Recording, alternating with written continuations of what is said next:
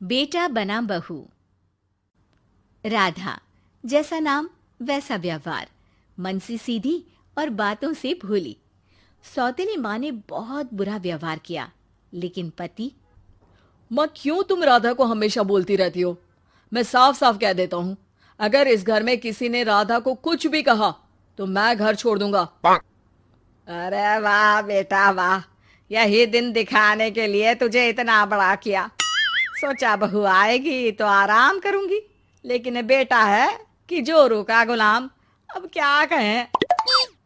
माँ, जो सोचना है सोचो, मुझे फर्क नहीं पड़ता। मैंने कोई लव मैरिज नहीं की है। आपने जिससे बोला मैंने शादी की, लेकिन अब मैं राधा को किसी भी परेशानी में नहीं देख सकता। हाँ हाँ, और मुझे देख सकते हो क्यों?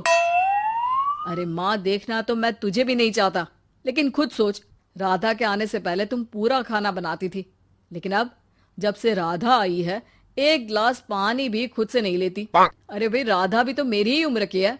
मैं आपके लिए बच्चा तो वो आपके लिए समझदार बहू। कैसे? उसे वक्त देना माँ। वो थक जाती है, रोती है, उसके पैर में दर्द होता है। आपको वो क्यों नहीं दिखता माँ? नहीं नहीं, ऐसा कुछ भी नहीं है। अरे वाह जी वाह, सारी तीली लगा दी। अब बोल रही है कि ना जी ना, कोई बात ना है। तीली? क्या बोल रही हैं आप सासू माँ? अरे राधा, तुम चिंता ना करो। माँ की आदत है हर बात पर ताने देने की। तुम कमरे में जाओ, मैं ग्रीन टी लेकर आ रहा हूँ। सास बेटे की हरकत से आग बबूली हो जाती है। बेटा, तूने आज प्रूव कर दिया कि बेटा कभी अपना नहीं होता। अरे जोरू के गुलाम, शर्म कर शर्म। तेरी माँ हूँ, सास नहीं जो खरी खोटी सुना रहा है कल की आई दुल्हन के आगे। अरे बहू बनना आसान ना है। बेटा, जो कि अपनी नई नवेली पत्नी पर जान छिड़कता था, माँ की बातों से गुस्सा हो जाता है। माँ, साफ साफ बात करो। तुम राधा को कभी कुछ नहीं कहोगी, इसके लिए मैं क्या कर सकता हूँ? कुछ नहीं कहूंगी? अरे बेटा, बावला हो गया है क्या? तू जिस दिन पैदा हुआ था ना, उसी दिन सोच लिया था मैंने कि तेरी शादी के बाद बहू पर हुक्म चलाऊंगी, पैर दबवाऊंगी, ताने दूंगी और जुल्म भी ढाऊंगी। बाप रे बाप। माँ, आप कैसे ऐसे सोच सकती हो? राधा छोटी है मुझसे भी, और उसके लिए ऐसी सोच।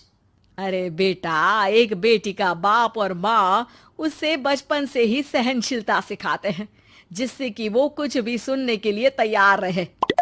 वो जैसे ईंट होती है ना, शुरू में जितना पकाओगे आगे जाकर उतनी ही मजबूत बनेगी और बुलंद इमारत बनाएगी, समझे?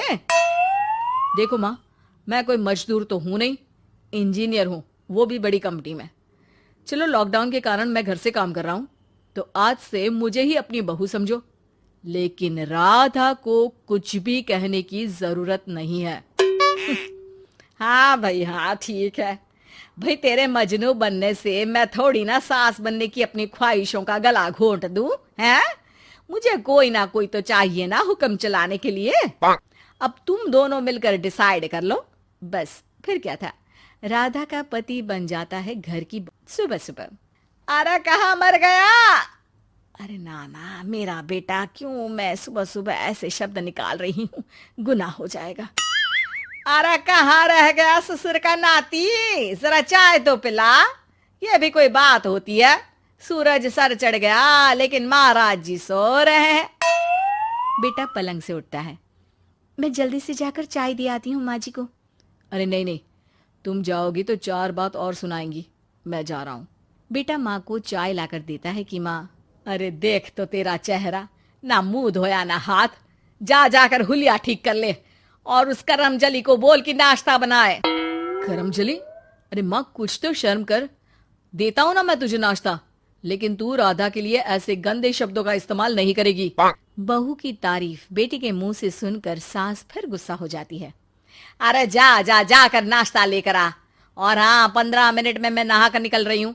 नाश्ता ना आया तो खाल उधेड़ दूंगी। फिर मन ही मन सोचती है, नहीं नहीं, ये तो मेरा ही बेटा है। खाल उखड़े उसके दुश्मन की। अब मतलब तेरी राधा की खाल, समझा ना? अरे यार, ये सब क्या है?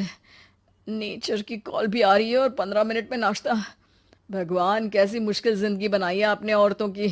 बेचारी कैसे जिएंगी। बेचारा बेटा किचन में जाता है जहाँ राधा आलू पूठी बनाकर उसका इंतजार कर रही होती है।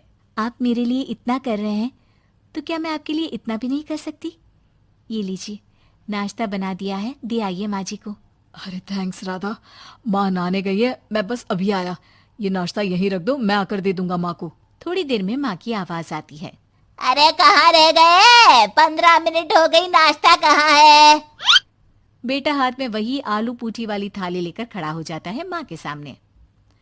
ये रहा नाश्ता, लो खाओ।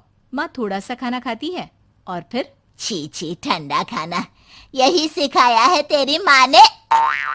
फिर थोड़ा सोचकर रुक जाती है। इसकी माँ तो मैं ही हूँ, खुद पर ही सवाल कर रही हूँ मैं। नाची ना। अरे बेटा, नाश्ता गर्मा गर्म अच्छा लगता है, खास करके पूड़ियाँ। पूड़ी तो छन से छने और टन से प्लेट में आ जाए। देखा माँ, जो बातें आप राधा को सुनाती हो वो अपने बेटे को सुनाने में कितना दुख होता है। तो जैसे आप मुझे सोचती हो वैसा ही राधा को भी समझा करो ना। अरे जितने लाड प्यार से आपने मुझे बड़ा किया, क्या उसकी माँ ने नहीं किया? हाँ हाँ, पता है, उपदेश मत दे। लड़की का काम ही क्या होता है? खाना बनाना। और खाना बनाने में कौन सा बड़ा काम है? फिर सारा दिन घर में पलंग ही तो तोड़ना है। अब तू बता, तू अपने से तुलना कैसे कर सकता है उसकी? कर सकता हूँ माँ। मैं अगर बहू की बेटे से तुलना करने में आ गया ना, तो तुझे समझ में आएगा कि बहू की जिम्मेदारी भी कम नहीं होती। मेरा दोस्त है ना राम, जानती हो ना? हाँ हाँ, क्यों नहीं जानूंगी। उसकी बीवी और माँ में नहीं बनती। बीवी ये मोटे मोटे ताने सास को देती है और सास उसे। हाँ हाँ, तो फिर क्या, घर ठीक से चल नहीं पा रहा था। सास कहती बहू काम सारा करे, बहू का कहना था कि सास मदद करे। ऐसे में बेचारा न लंच लाता और न ठीक से खा कर आता। नतीजा, बीमार रहने लगा। ऑफिस की नौकरी गई, खर्चा खाना सब बंद। कर लो अब सास बहू की लड़ाई।